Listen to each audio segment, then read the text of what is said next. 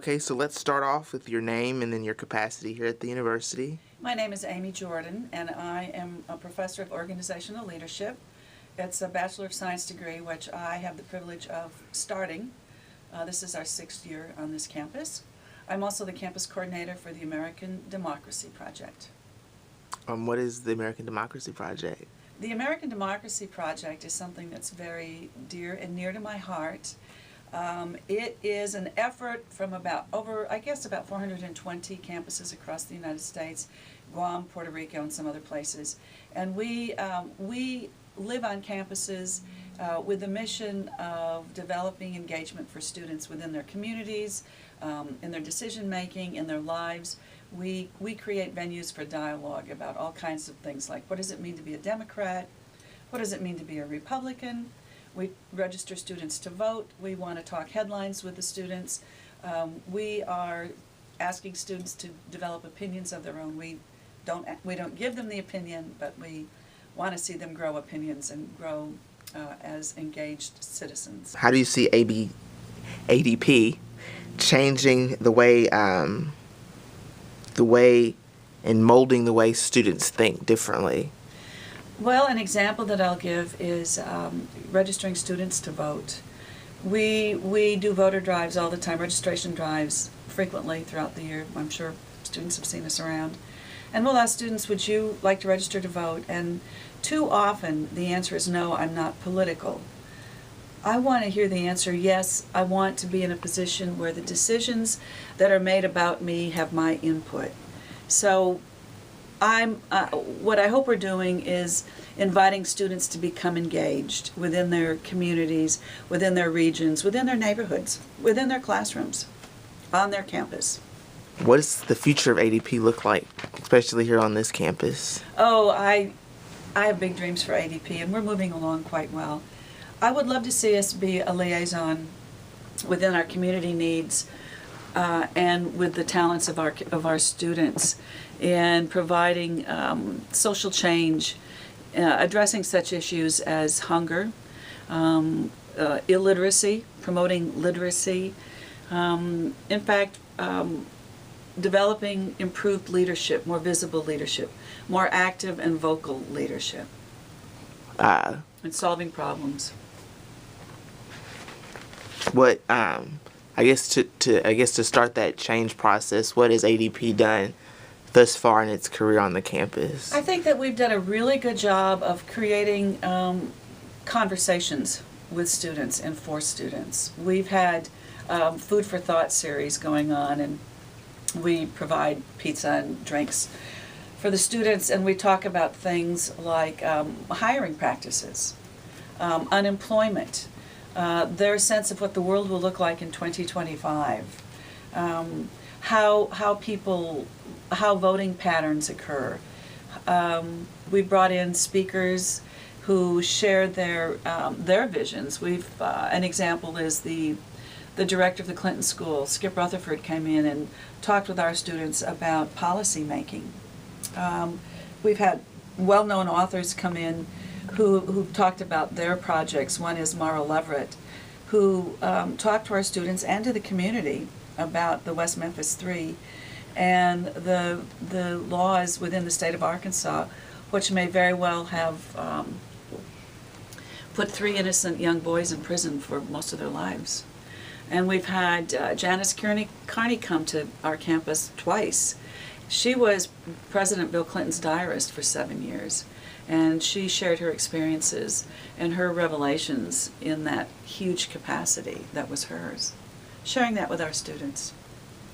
What motivates you to be a good teacher, or what motivated you to be a teacher? Well, there are a couple of reasons why I'm a teacher, and I've been a teacher for a long time, and I know it's the right place for me to be. I was inspired to become a teacher by my 11th grade in high school AP Humanities teacher, who had the good fortune of being named, no kidding, Mr. Good Nature. And Mr. Good Nature was in his first year of teaching when I became his student. Incidentally, we're still friends decades later. Mr. Good Nature brought the world into that classroom unlike anybody else had. I wanted to think the thoughts he thought. I wanted to explore the world the way he did. There was not one student in that class who couldn't wait to get to, we just waited for him to show up and open that door for class to start. There were sparks flying all over every day in that classroom. And I loved the energy that he presented, and I loved the world that he gave us. We wondered how Mark Twain thought of the stories he thought of. We would listen to music from other parts of the world and imagine what it was like to live in those places. Listen to that music, build those instruments. He was incredible. And the other part of being a teacher is the students. I get my energy from my students, and I call them my students. I'll claim them. Where are you from originally? I grew up in a town called Albert Lea, Minnesota. It is the county seat, which meant that it was the biggest town within about a 60-mile radius. And my graduating high school class was 750 students, but the town itself was only 18,000 people. And that was my upbringing. I grew up the last few years that I lived at home with my family. I lived on a game reserve. After that, high school graduation, I went to the University of Minnesota St. Cloud, and I ended up on a scholarship program in another town called Winona, right on the Mississippi River, and that was exciting. And I studied humanities and English literature with a double major. I've just really had a wonderful set of experiences from there. I went to Mexico City and lived and taught school, and became a director of the American School in Durango, Mexico, where John Wayne made all those cowboy movies. You're probably too young to remember them, but my generation remembers John Wayne as a hero. And I went on to live in Central America for many years. I then went to law school, started law school in New Orleans. That wasn't a really good idea for me. Ultimately, I ended up finishing a PhD at the University of Alabama, Tuscaloosa. And that allowed me a chance to live for an entire year in La Paz, Bolivia, working for State Department, which led to another chapter of my career. And later I worked for Ford Foundation, which is one of the most generous of grants givers. And I worked in improving the status of students in higher education. I later lived in Breckenridge, Colorado, and taught at Colorado Mountain College, and was the director of the Breckenridge Music Institute, and learned how to ski and how to fall down and how to get up. And then almost 2 decades ago, my family moved here, and I raised my son here, and so here I am, teaching at this university for the last 6 years. What are your, I guess, feelings toward the Fort Smith community since you've been here for so long? What do you, what is life here given to you? Well, to answer that question, I have to admit that when I moved here, the agreement was we'd be here for 6 months and I could go back to Breckenridge. And so 19 and a half years later, I've fallen in love with this community. The thing about Fort Smith that I think makes it unique is that you can be whoever you want to be in terms of making this a better place. I feel like the community's embraced me and my family, certainly my son, and I've been able to be a part of the change mechanisms in this community, the university being probably the biggest key to all of that change and improvement and bigger world thinking. I love the people of Fort Smith. Campus that you hold most dear? I love the size of this campus. It certainly has grown since I arrived, but and we've all grown with it. But I love the size of this campus. It's big enough to be anonymous if you want to be. But what I love is walking across campus and seeing familiar faces, and we share thoughts and ideas and greetings. And it's small enough that I can find my students and coach them along if that needs to be the conversation of the day. And we can all participate. There's a place for everybody on this campus to land. And that's a true gift. There aren't many universities that offer that to our students. So I'm pleased to be a part of that. So you touched on it before. What do you have to say about to students that, because I mean, people are in college, so they change their mind. That people that change major and think because they change majors, their life won't be fulfilled. You mentioned you started law school. I knew it wasn't. And then didn't finish. So what do you have to say, I guess, to those students that aren't in their, they know that what they're doing isn't what they want to do, but they're afraid to change? Yeah, change can be the enemy, and it's only the enemy because we don't understand it. I really think that human beings are much more adaptable than we realize that we are. And so that's part of the value of adventure and new experiences. We flex those muscles that we don't know we even have in adapting to new environments or new situations. I beg my students to check the little box that says willing to relocate on the application. That's inviting change. I know I have students who are conflicted because they've come to college, the university, at the bequest in some cases of their parents who expect them to major in a particular discipline. And this isn't what they really like to study. And I know that that's a huge issue for lots of students. And I guess not pursuing that would be a major failure. But we can't be afraid of failure. Maybe fulfill that goal, but don't lose your own values. Don't lose yourself in the quest that someone else has put out there for you. It's your life. You own it. Enjoy it. You teach leadership, so what do you see leadership being? Leadership is doing the right thing all the time. Leadership is understanding what the environment around you is offering you. Leadership is looking at potential. Leadership is not missed opportunities. Leadership is identifying opportunities. And leadership is sharing values and goals and visions with others. It's building. Leadership is constantly building, improving, seeing something beyond the next frame. That's leadership. What do you see that being the highest need for students today? To think globally, to know that the backyard is, we can't see it, but it's there.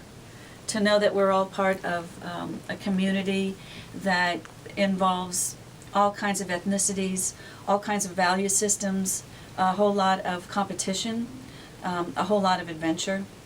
You said if we have weak leadership, it's because we have weak followership. Will you touch on that? You know, this country has, we have tremendous freedoms, and one of those freedoms is to complain about our leaders. And we can complain about our elected officials if we've registered to vote and use that power as a voter, first of all. I really fault followership when we have poor leadership, because who's allowing it? It's the follower. It's the subordinates. It's the it's those people who live under that leadership and continue to allow it to exist in its worst way. Whose fault is that? That's us for not speaking out and saying this is not good enough. We can do better. I want to hear more of those voices. Hence, back to the American Democracy Project, which really fights indifference.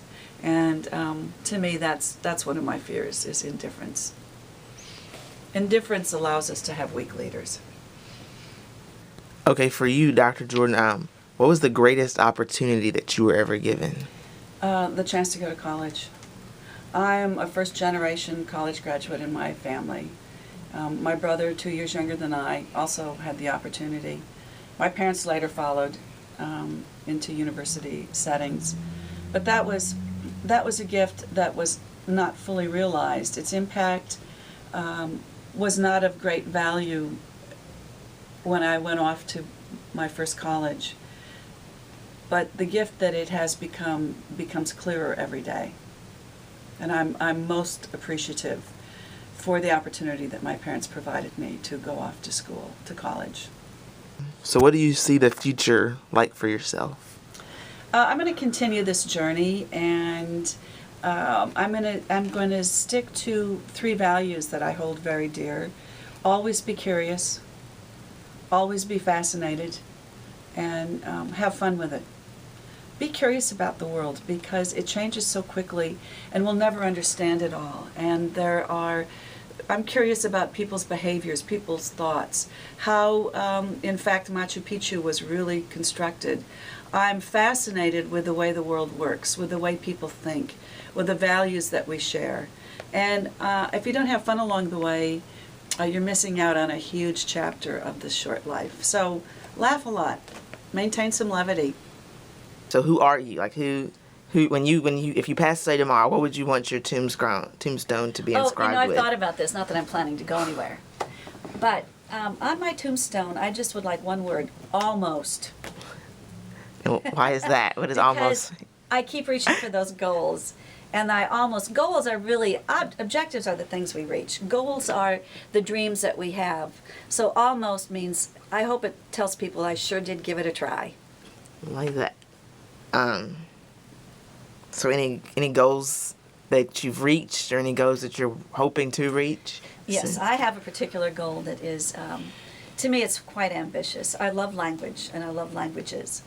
I have a goal to go to a film, any movie, and I won't recall whether I saw it in English or in Spanish or in French. Those are the languages I study, and I need to study all three, by the way. And so I would like to walk out of a movie theater and the next day try to remember which language of those three I listened to as I watched the film. That would be wonderful to have that mastery of a language. That's one of my goals. That's a big goal. It's a big, On this life journey, you've had many experiences. You've lived a lot of places. Any regrets? Not yet. No regrets. I wish I could travel a little faster and see more. I wish I had more plane tickets in my back pocket. I do have a regret, come to think of it. I regret that there's not a resource in this country to allow every student to learn a second language and to spend at least 6 weeks in another country. That's a rather ethereal regret, but that would be a wish, perhaps, rather than a regret. I think it's important to travel through life avoiding regret. I want to compliment you on the questions that you've posed. They're thoughtful and deliberate and come from different angles. And so I compliment you as a journalist in coming up with some pretty incredible questions. That it's nice to remember who I am with these kinds of questions. Okay, so this is so what are you most proud of in all your accomplishments? You have a PhD. A lot of people don't have that. You have a successful, career. What are you most proud of? I think I'm proud of the fact that I've gotten to know so many people in my life. I'm going to say the obvious. As a mother, I'm enormously bursting at the seams proud of my son and now my daughter-in-law. I'm proud of my students. I'm proud of the little wake behind me that when I look over my shoulder is full of really, really wonderful career opportunities and a search for the new idea that becomes fulfilled. I'm proud that at this age in my life, fascination and curiosity and levity still make my life particularly special. Was there anything else that you would like to add? I don't want to miss an opportunity. Thank you.